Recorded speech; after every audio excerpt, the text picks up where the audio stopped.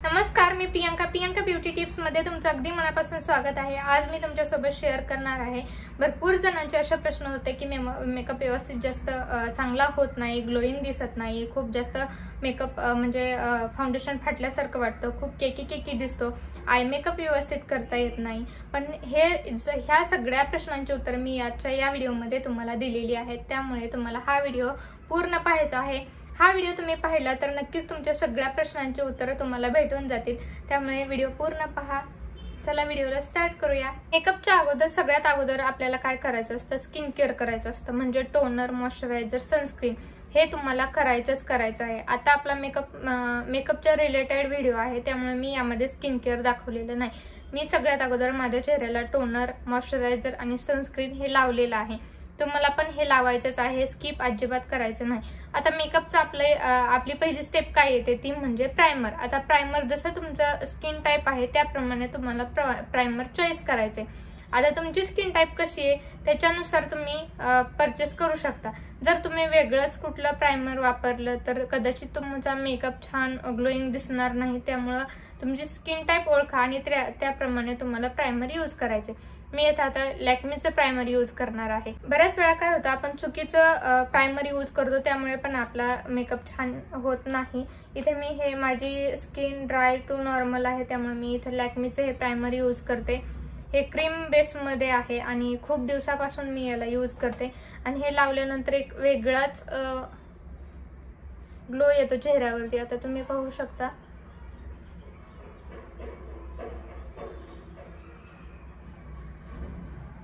छान पूर्ण चेहऱ्यावरती आपल्याला हे लावून घ्यायचंय। आपल्या चेहऱ्यामध्ये ऍब्झॉर्ब नाही झालं तरी चालेल, पण तुम्हाला ते चेहऱ्यावरती व्यवस्थित लावून घ्यायचे। याने काय होतं, आपल्या चेहऱ्यावरती एक छान लेयर तयार होते आणि सगळ्यात महत्त्वाचं म्हणजे तुमच्या जे चेहऱ्यावरती ओपन पोर्स वगैरे असतात त्याच्यामध्ये मेकअप अजिबात जात नाही प्रायमर लावल्यामुळे, आणि एक छान ग्लोईंग बेस तयार होतो। त्यामुळे तुम्हाला प्रायमर हे लावायचं आहे।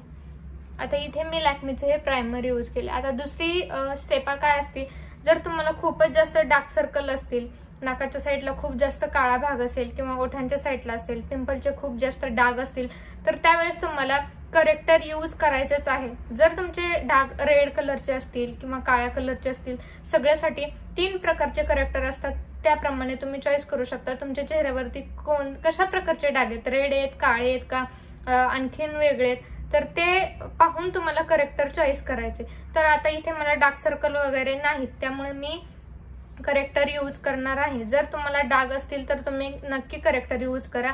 ही स्टेप बरेच जण स्किप करतात, पण जर तुम्हाला चांगला व्यवस्थित मेकअप पाहिजे असेल आणि जर तुमच्या चेहऱ्यावरती खूप जास्त डाग असतील तर तुम्हाला करेक्टर यूज करायचंय। करेक्टरचं असं एक पॅलेट सुद्धा येतं, ते तुम्ही परचेस करू शकता। एक घेण्यापेक्षा पूर्ण पॅलेट घेतलं तर याच्यामध्ये सगळे भरपूर शेड येतात, तर तुम्ही हे सुद्धा घेऊ शकता। आता मला जास्त डार्क सर्कल नाही, त्यामुळे मी ह्याला स्किप करणार आहे। आता डायरेक्ट आपण जाणार आहे फाउंडेशनकडे।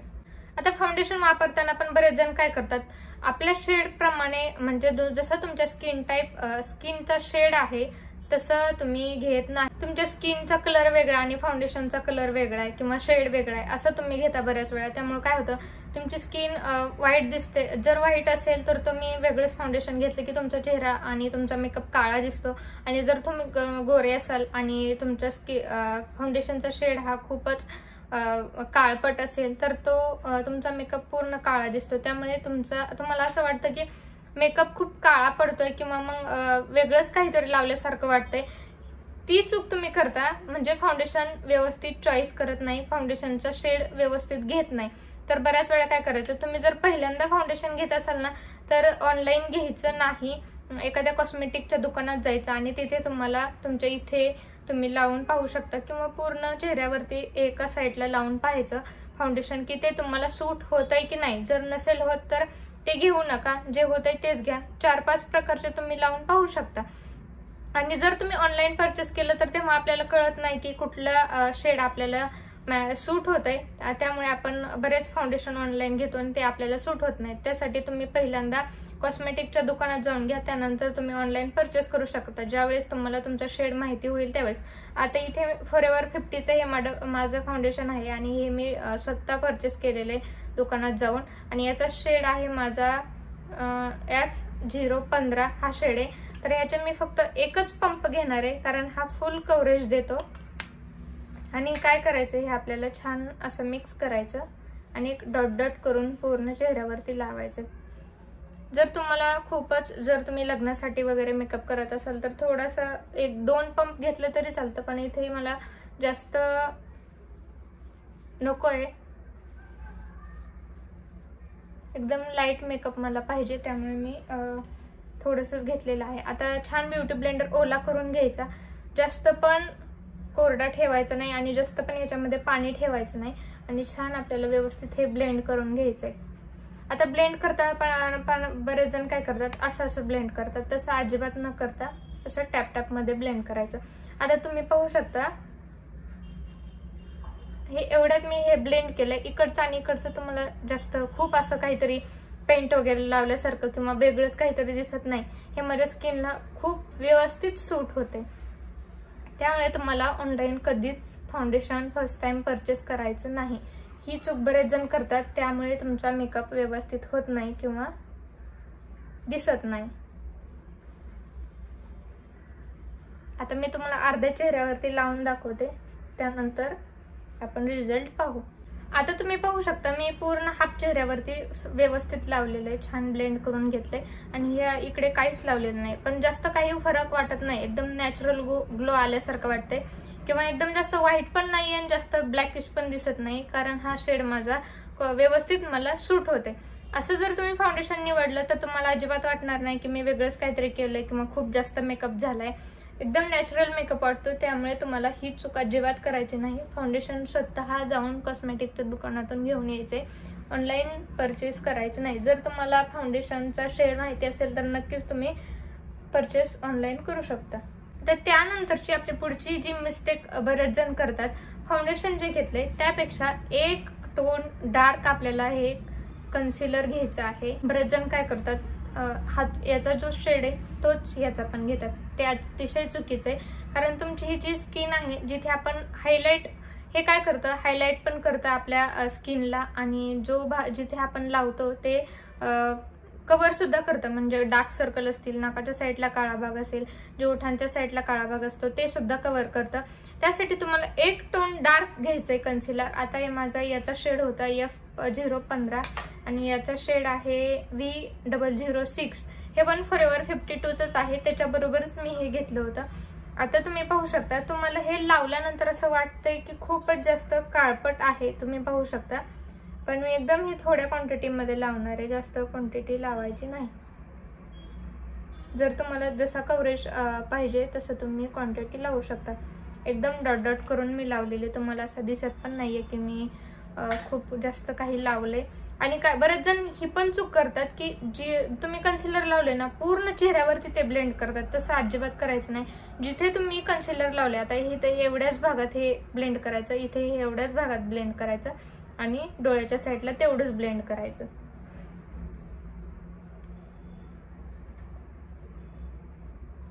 सगळीकडे ब्लेंड केला तर मग तो तुमचा मेकअप वेगळाच काहीतरी दिसतो. त्यामुळे तुम्हाला जेवढ्यात तुम्ही कन्सिलर लावले तिथेच तुम्हाला ते ब्लेंड करायचं आहे.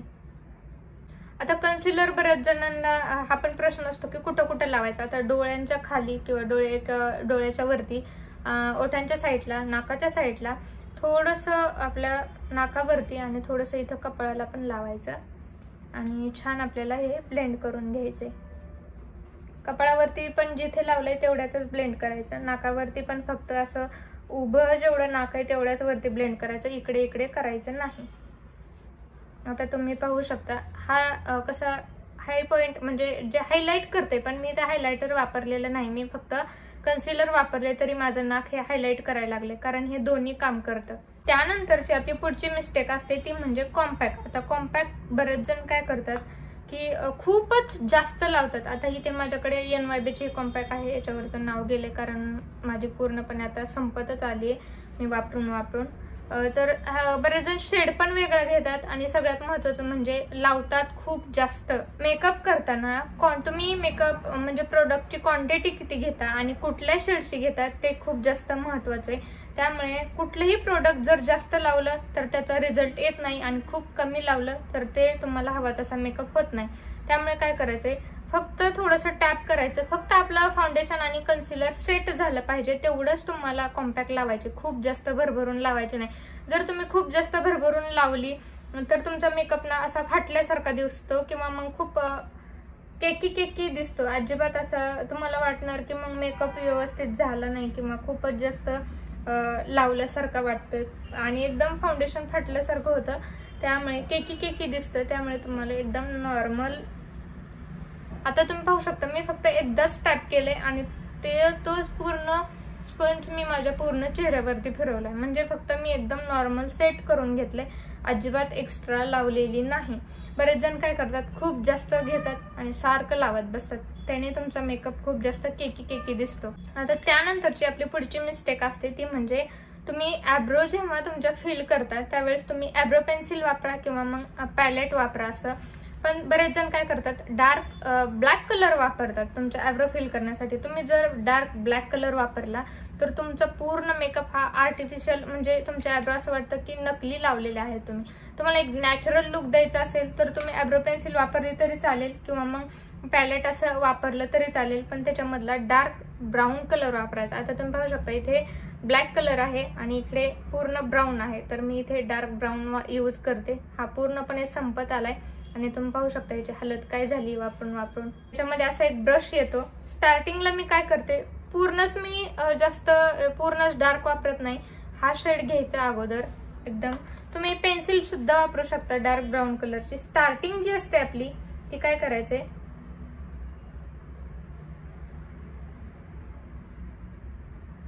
फेंट ब्राऊन जो कलर असतो त्याने तुमची स्टार्टिंग करायची आहे आयब्रो फिल करायची. आता तुम्ही पाहू शकता एकदम असं डार्क ब्राऊन पण वाटत नाही आणि ब्लॅकिश पण वाटत नाही. आणि त्यानंतर हा जो दुसरा शेड आहे डार्क ब्राऊन तो घ्यायचा आणि जिथे तुमचे आयब्रो नाहीत अशा ठिकाणी तुम्हाला ते व्यवस्थित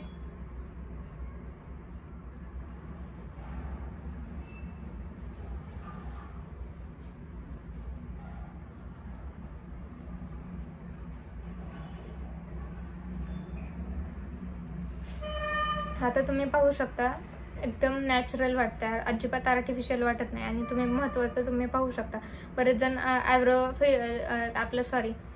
ज्या ॲब्रो असते त्या फील सुद्धा करत नाहीत, असाच मेकअप करतात, तर ते एकदम विचित्र वाटतं. आता तुम्ही पाहू शकता हा भाग कसा दिसतोय आणि हा भाग कसा दिसतोय, एकदम नॅचरल आणि छान आपल्या ॲब्रो फील झालेल्या आहेत.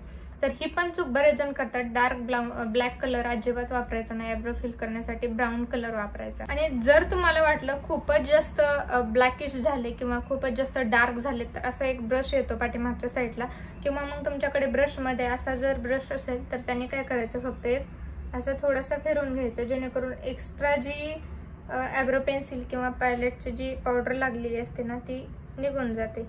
आता त्यानंतरची पुढची स्टेप आहे, बऱ्याच जणांना काय होतं आय मेकअप येत नाही पण त्यांना आवड खूप असते करायची, पण तुम्ही स्टार्टिंगच जर अवघड आय मेकअपने केली तर तुम्हाला आय मेकअप कधीच येणार नाही. त्यामुळे एकदम सोपा स्टार्टिंग खूप सोपी करायची. ब्रश मध्ये अजिबात पडायची नाही. जर तुम्हाला मेकअप येत नसेल तर ब्रश घ्यायचेच नाहीत स्टार्टिंगला. काय करायचं, असं आता माझ्याकडे 3-4 पॅलेट आहेत पण एकदम मी नॅचरल लुक करणार आहे आणि तुम्हाला स्टार्टिंग ही सोप्यात सोपी सांगणार आहे, त्यामुळे मी हे पॅलेट घेतले. आता इथलं माझं हे खराब झालंय, तर स्टार्टिंग कशी करायची, हा जो कलर आहे तो घ्यायचा आणि तुम्ही ह्या मधल्या बोटावरती घेऊ शकता आणि छान असं आपल्या पूर्ण डोळ्यावरती लावून घ्यायचे.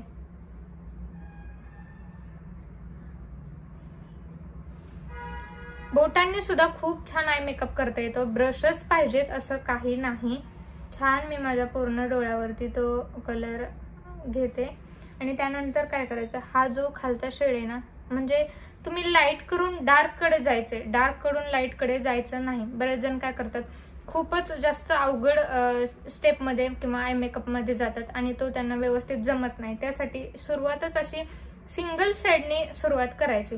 आता तुम्ही पाहू शकता मी नंतर खालचा शेड घेतला आणि तो मी माझ्या डोळ्यांवरती लावून घेते. तर त्यानंतर काय करायचे, हा जो कलर आहे डार्क ब्राऊन आणि कुठलाही ड्रेस घाला आणि कुठलीही साडी घाला, हा जो शेड आहे तो आणि हा या शेड म्हणजे ब्राऊन कलरचा आय शॅडो सगळ्या ड्रेसवरती सगळ्या साड्यांवरती मॅचिंग होतो। त्यामुळे तुम्हाला जर समजत नसेल कसला आय मेकअप करायचा तर नक्की तुम्ही हा ब्राऊन कलरचा आय मेकअप करू शकता। एकदम थोडासा तोच शेड घ्यायचा डार्क ब्राऊन आणि पूर्ण चेहऱ्यावरती तुम्हाला छान अप्लाय करायचा। एक जर नॅचरल लुक पाहिजे असेल ना तरी सुद्धा तुम्ही नक्कीच हा आय मेकअप ट्राय करू शकता। आता हा आपला एकदम नॅचरल लुक झालाय आणि जर तुम्हाला हाच साडीवरती करायचा असेल तर याच्यावरती तुम्ही ग्लिटर लावू शकता किंवा मग जो शिमरी शेड असतो ज्याच्यामध्ये असं चमकी चमकी सारखं असतं ते तुम्ही फक्त हे थोडंसं डोळ्यावरती अप्लाय करा, छान साडीवरती सुद्धा मेकअप लुक तयार होतो।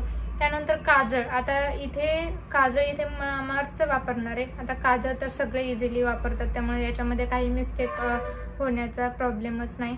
पण जर तुमचे खूप जास्त डोळे छोटे असतील त्यावेळेस तुम्ही काय करायचं, थोडंसं ब्रॉड लावायचं म्हणजे जाड काजळ लावायचं आणि डार्क लावायचं आणि हे जी वरची तुमची पापणी आहे ना ते आपण आतल्या साईडला पण लावायचं जेणेकरून तुमचे डोळे काय होतं खूप मोठे दिसतात। आता इथे मी मामाअर्थचं हे काजळ यूज करणार आहे।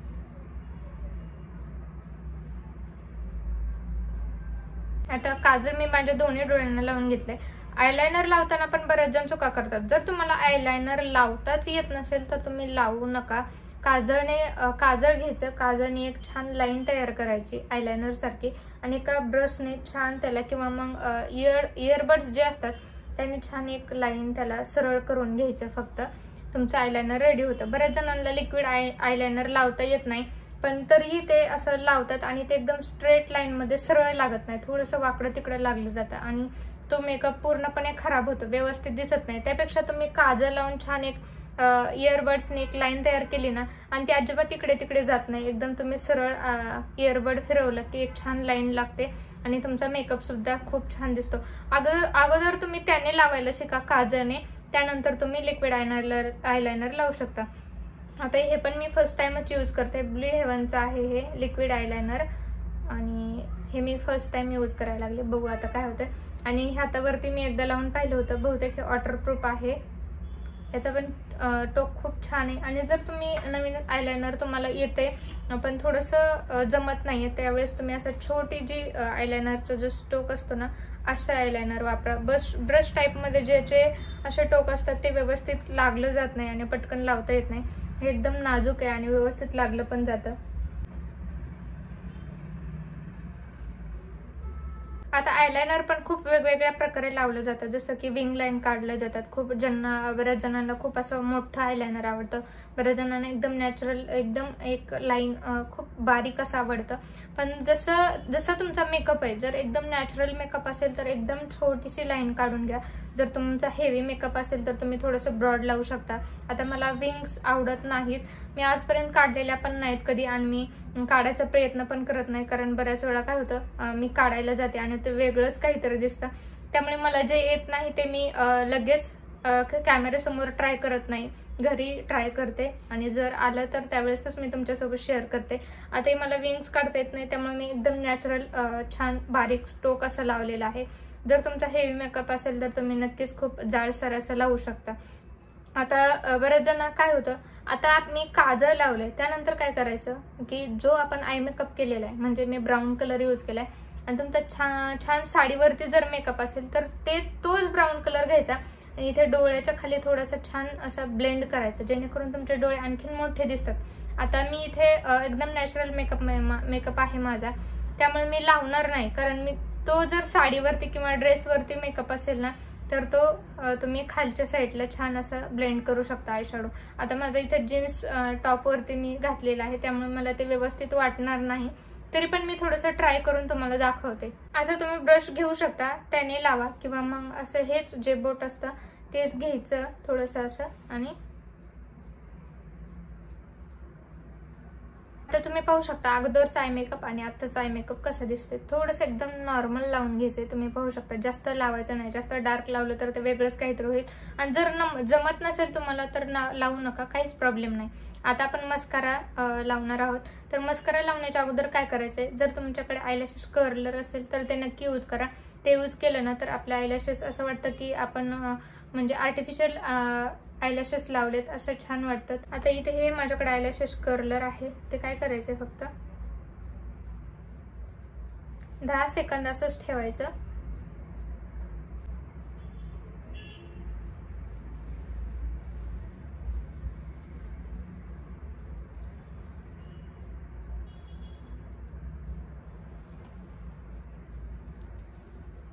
आता तुम्ही पाहू शकता या डोळ्यामध्ये आणि या डोळ्यामध्ये काहीतरी फरक दिसतोय, म्हणजे याच्या ज्या पापण्या आहेत त्या अशा वरती दिसत आहेत आणि याच्या खाली म्हणजे हा डोळा थोडासा वेगळा दिसतोय आणि हा खूप थोडासा मोठा असल्यासारखा वाटतोय। आता तुम्ही पाहू शकता या डोळ्यामध्ये आणि या डोळ्यामध्ये थोडासा फरक दिसतोय, पण आता अगोदर मस्करा लावू। इथे मी मस्करा NYVचा मस्करा घेतलेला आहे। तुम्ही नवीन मस्करा लावत असाल तर थोडंसं जपून वापरा, कारण बऱ्याच वेळा आय मेकअप सुद्धा खराब होतो।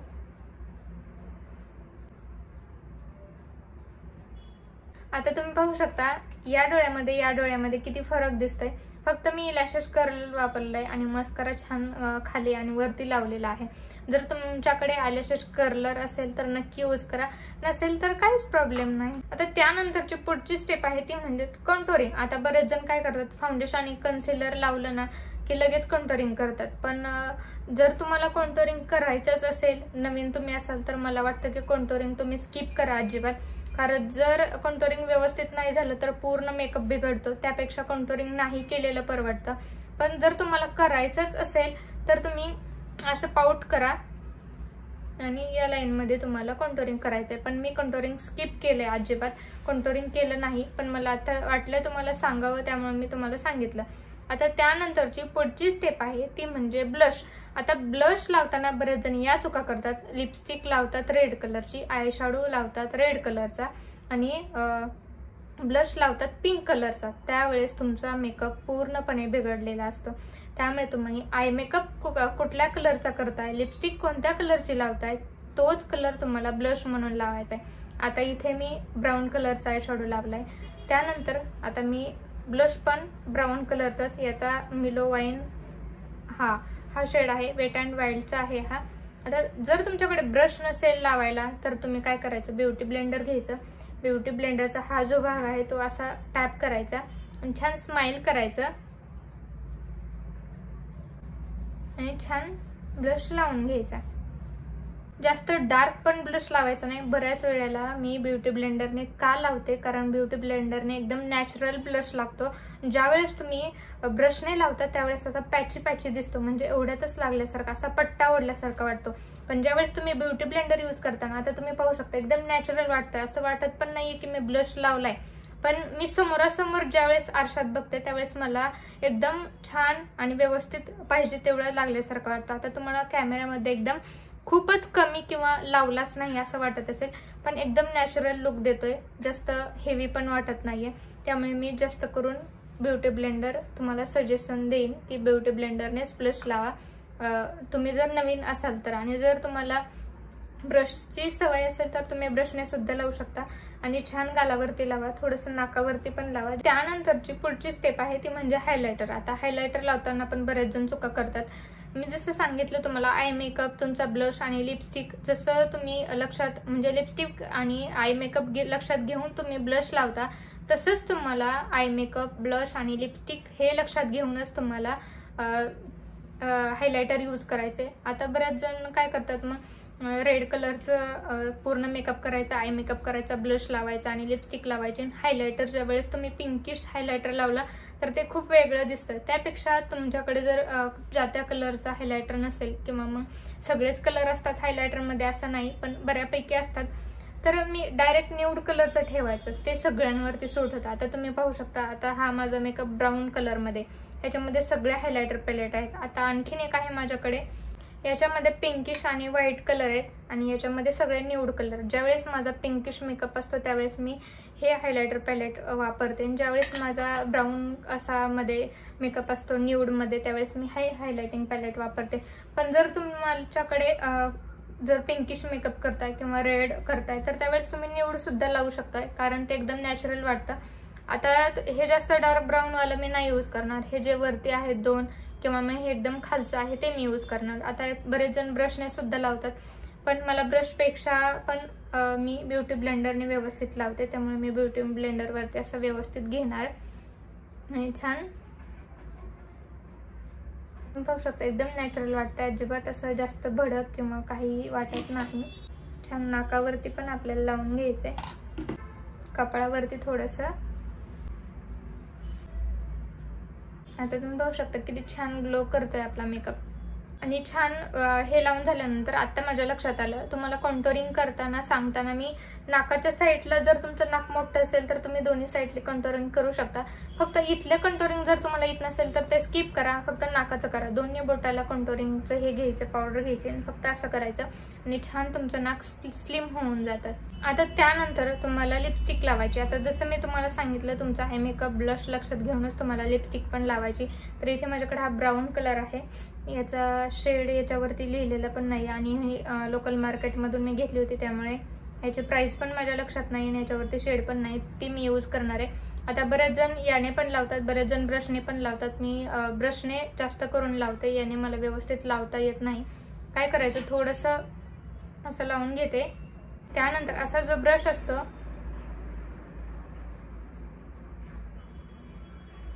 आता तुम्ही पाहू शकता आपला मेकअप पूर्ण झालेला आहे. पण जर तुम्हाला मेकअप जास्त वेळ टिकवायचा असेल तर बरेच जण मेकअप सेटिंग स्प्रे वापरत नाहीत आणि म्हणतात आमचा मेकअप लुक लगेच गेला किंवा लगेच घामाने गेला किंवा बरेच काही त्यांचे प्रश्न असतात.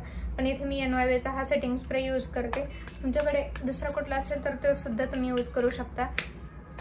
आणि हा आपला छान मेकअप लुक तयार झालेला आहे, तुम्ही पाहू शकता. आय होप की आजचा हा छोटासा व्हिडिओ तुम्हाला आवडला असेल आणि याच्यामधून तुम्हाला भरपूर काही शिकण्यासारखं मिळालं असेल. मी बरेच पॉईंट तुमचे क्लिअर करण्याचा प्रयत्न केलेला आहे. जर याच्यामध्ये तुम्हाला काही शिकण्यासारखं मिळालं असेल तर नक्की चॅनलला लाईक करा, शेअर करा आणि सबस्क्राईब करायला विसरू नका.